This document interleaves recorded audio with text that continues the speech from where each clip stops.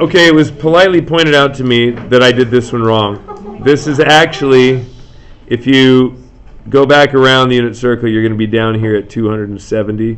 So instead of it being a negative 1/2, it should actually be just a negative 1. So thank you for that.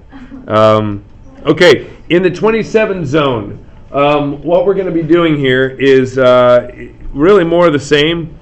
Let's look at these two, and then I'll let you have the honor and privilege of doing those, bless you. So this is sine of 150. What is the sine of 150?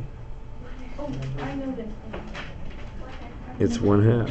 Yeah. Okay, short side, cosine would be negative root 3 over 2.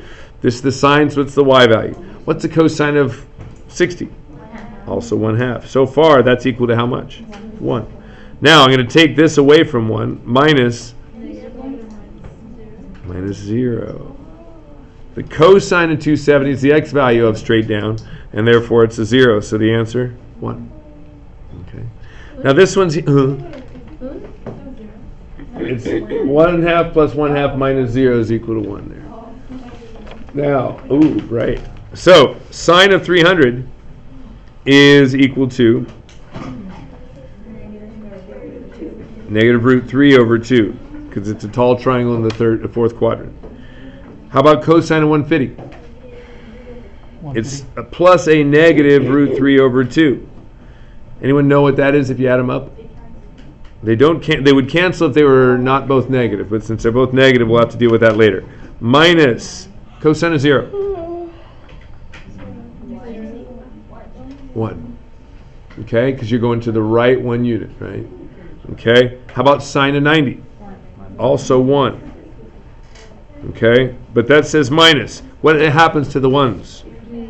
They go away. So all I have to deal with are these. Now, if I add a negative root 3 over 2 and another negative root 3 over 2, and I have a little hidden 1 in front of each of those, negative 2 root 3 over 2, which is negative root 3 because the 2 is reduced. And while we're at it, let's solve for this. Remember in this section right here, it's a Jeopardy question. It's saying that if I know that the sine of theta is equal to root 2 over 2, first of all, is sine x or y? Just curious.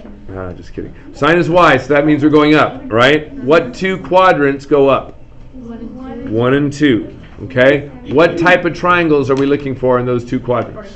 45-degree triangle. Okay?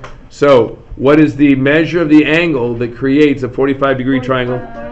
45 and 135. That's exactly right. Okay?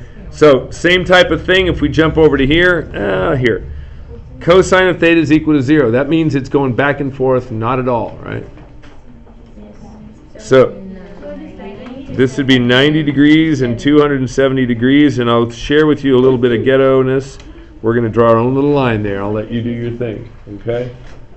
Because there are actually 3 things that will go there, and that's all I'll say about that. 0, 180.